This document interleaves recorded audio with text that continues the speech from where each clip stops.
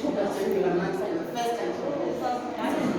But God was different this month. He was a little tricky with how he gave me manna. Because I had my plans, because I had plans. We make plans. We don't know what God has in store for us. So I had many plans, all centered around niceness, And then on the first of the month, I lost my aunt.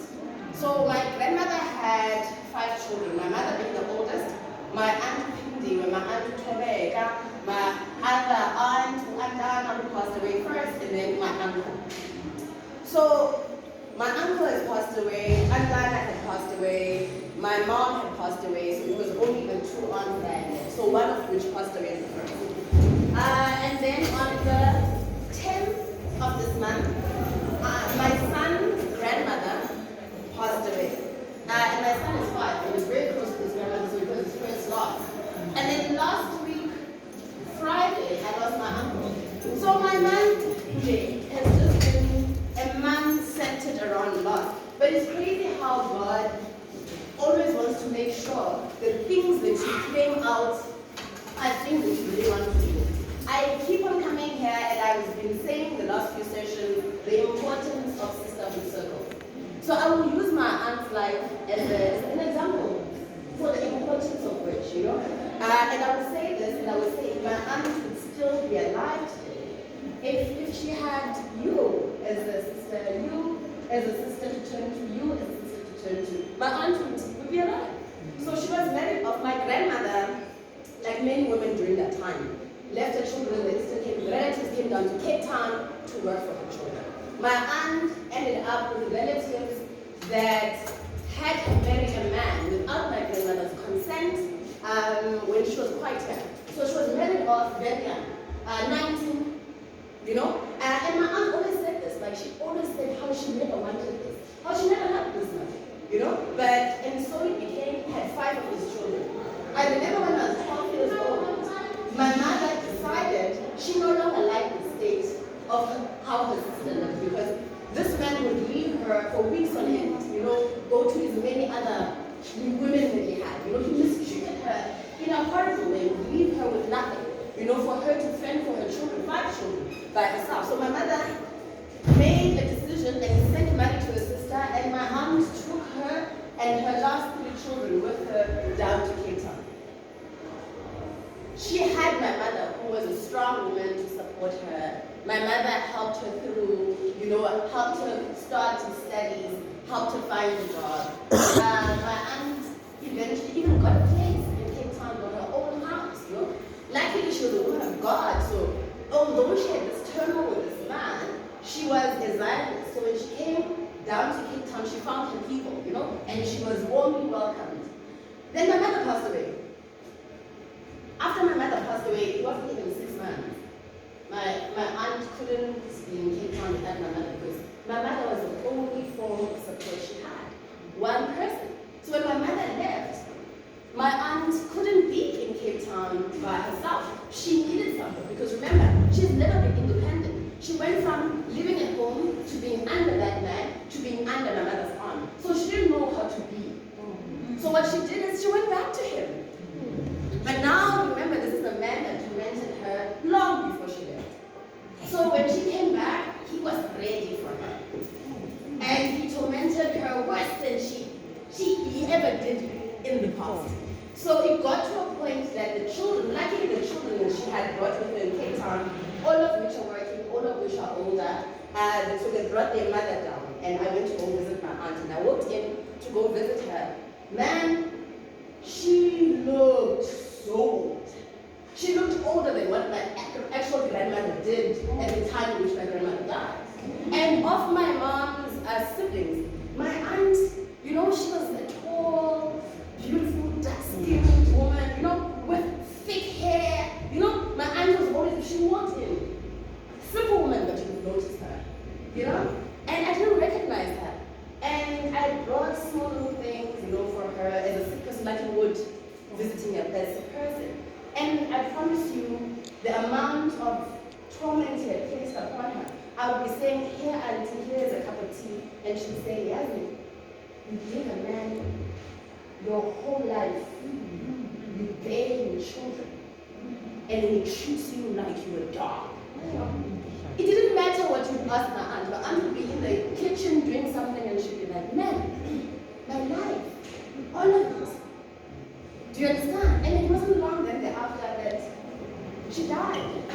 Not because of anything. Like, I mean, depression will kill you if you have no one, you know?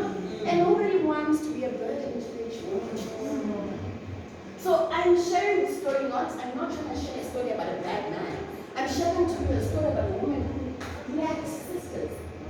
Because when my mother died, she had no one, and when I cried trying to explain this to someone who didn't understand.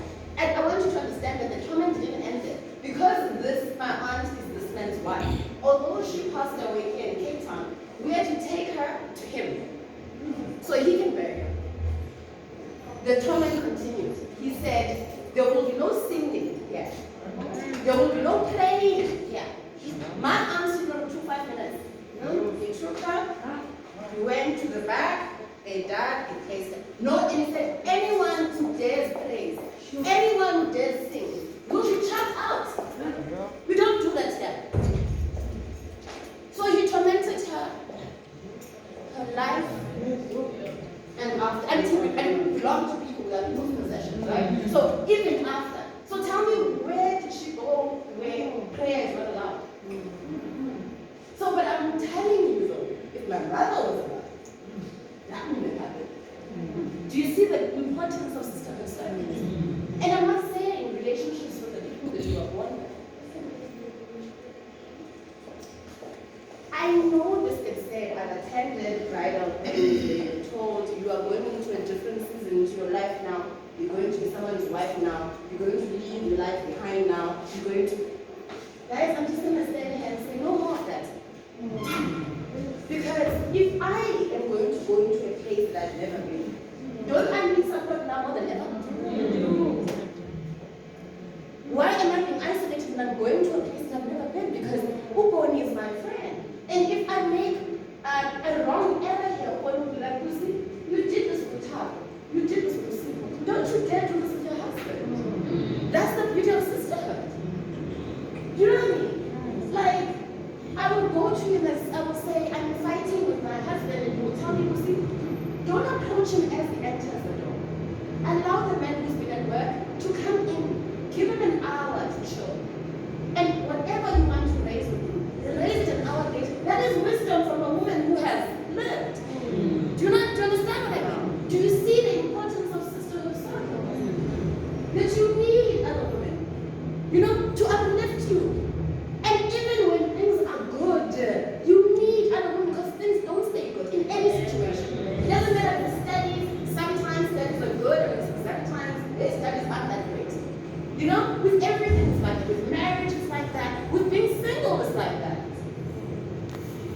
Let's stop the division of women because we are being the small islands. And then what happens is that we get lonely and we die. We were not built to be islands. We were not built for that. Women were built for close circles, to share with each other. And I'll explain the story of another lady, a woman who was married. And raised, and her husband left her. She had to start afresh. She had to go back to school with 4 children. She had to build herself up. And you know, she put all 4 of the children to school. And her ultimate dream was that now that she's an established woman, you know, with a career with motive, she would like the opportunity to be able to give her grandchildren a level quality education and consistency that she wasn't able to give her own children. I'm telling you that woman got cancer. And I'm telling you that woman died. Not because of cancer, but because as she was sick, she was laying in that bed. There was no women. You weren't there holding her hand, praying with her. You weren't there sharing with her how your day was. You weren't there sharing whatever it is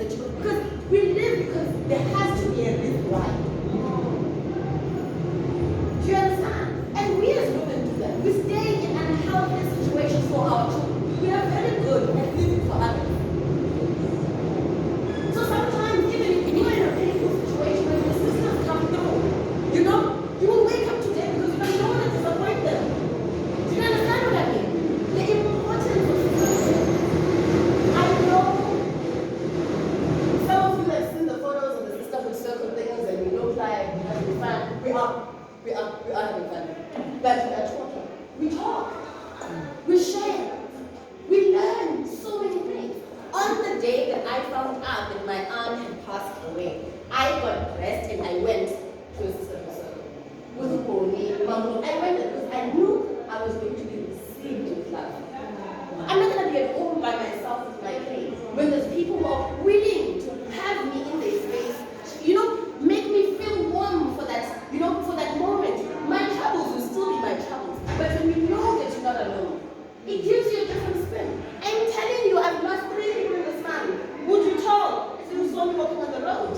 No, because I have sisterhood circles. I came back from my aunt's funeral broken. Because a lot of funerals are when you're supposed to say goodbye. Pray for them, sing till your hearts. And you're supposed to come back and singing with no voice from singing. But I came back with a heart so sore. But the minute I stepped into my complex, my neighbor in the city was waiting for me.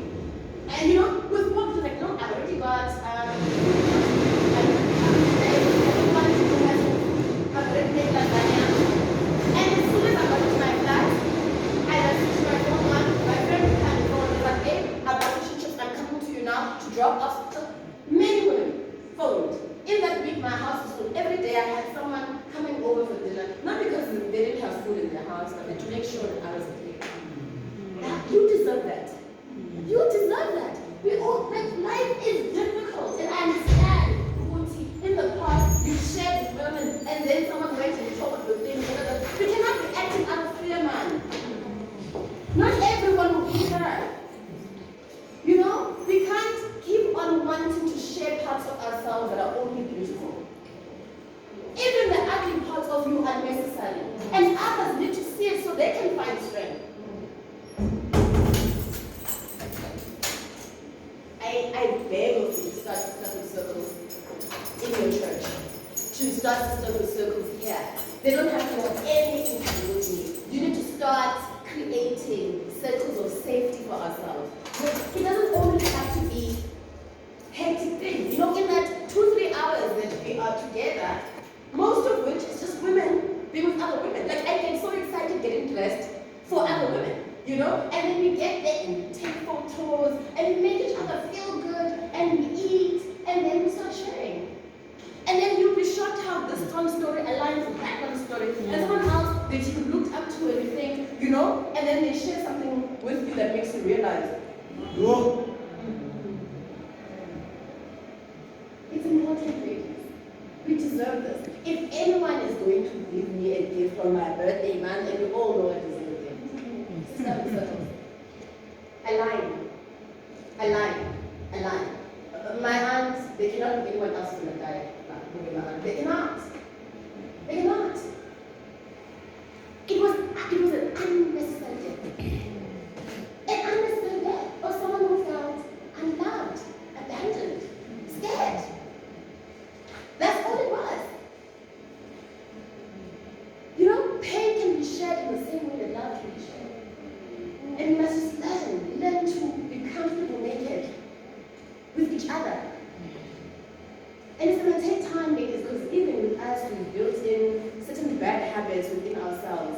But if we look at the way and the state of things currently, we'd be foolish not to try. Let's try. Let's not allow this to be the norm. Let's not let these things that divide us to continue to divide us. I've got friends that people that have been recently married. Those are the people I'm sitting next to. Not for any other thing, because in that situation, you need people. You are made to think that the one that you marry is the only one that you need. No, it doesn't work like that. He knows you, but he might not be the one person that knows you the best. And new people, I want to encourage this thing with this saying that's old friends, actually, new people are a thing. Because remember, you've worked on yourself. You're not who you were 10 years ago. So people that are coming to your life now are going to give the you that you are now the respect that you deserve. People that knew you from 10 years ago treat you with the respect of who you are then. They feel that they can do and get away with anything. But new people see the work that you put into yourself and they accept you from where you are. So forget this thing of, I've had her for new people. New people. You're a new person. We evolve, we work on ourselves continuously.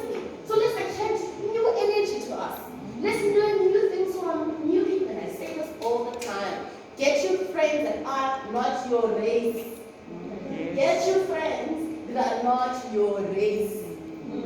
Oh, nice times. And you see, Gucci, the things that divide us, so little. Like when I look at all of my friends, you know, Uzowi, my business partner, is a white Afrikaner. Uzowi gets me like no one. Uzowi, I don't even need to finish a sentence around her. She'll finish it for me. You know, she gets me. She was raised by a single mom. I was raised by a single mom. You know, we both ambitious people. We both love people. So do you see, Gucci? The only thing that divides is the fact that she's got blonde hair and I don't. You know, my friends, my close sisterhood circle is Fozia, Hannah, and Sherry. You know, now I know these women look like me, but these women get me. You know, they get me so well, they motivate me continuously. They pray for me. Sometimes I have to ask them, Hannah sends a prayer for me. I have to ask, Shami, what does this word mean? Because she's Muslim, and then she'll explain it for me. You know, and because when she prays for me in the way that she prays for me. Now, beauty in that. Imagine being prayed for in different people from different religions. You know? And I promise you there's very, very, very little that divides us. It's only like what you see with the eye that divides us, and it ends there. I'm so grateful. This is a gift that I gave myself because my birthday is in Saturday. So this week I've been giving myself things that I like. So Monday I went hiking with my friend. Tuesday I did nothing. I laid on my couch because the rest is self-love. I laid with my feet up like this on my couch. I answered some emails on my phone, but I rested. Like I did nothing on Tuesday. I did nothing. You know, and then yesterday, as you can see. Yes. Yeah. It's my week, guys. And then I wrote this morning, the greatest gift of all is having to share my love and receive love. So this week is working out for me. This week is working out for me. And I will not look at what God took. Because look at where I'm at, look at what I have. You know, and my aunt's life will be a story that I share. To also remind women that are in that situation of how it ends. And to remind women that know of women in that situation that if you don't come close, how it will end. You know? We need to be more vigilant about who we have around us. If you see, sometimes you don't even need to say a word. If you can see she's not okay, leave a sweet at her desk. Put a sweet in her pocket. You don't need to say a word. Kindness does not, no one even needs to see it. You don't even need to ask her to share anything with you. You know, you see that face every day. You can see today, this is not the face. Leave a little sweet. So she knows someone sees her. Because sometimes that's why people are so lonely, they think no one cares. And that sweet, that could save a life. She might not eat pills that night because you put that sweet. You know what I mean? Because we all of us crave love. All of us crave it. But we let fear guide us. So in this beautiful month of Queens, let's be reminded of the importance of sisterhood circles. You know, God had to make it personal for me. He had to take people that I really love for me to, you know, to really enforce this thing. You know? And I will continue. And I know that not everybody gets opportunity to do circles, but if you get an opportunity, you don't even need to share. Just be there and listen. And hear. And hopefully one day it will give you the confidence to share your pain. Sometimes you just need to be around beautiful women. So give yourself that gift, if nothing else. Thank you, Queens. I love you so much. Love you with you.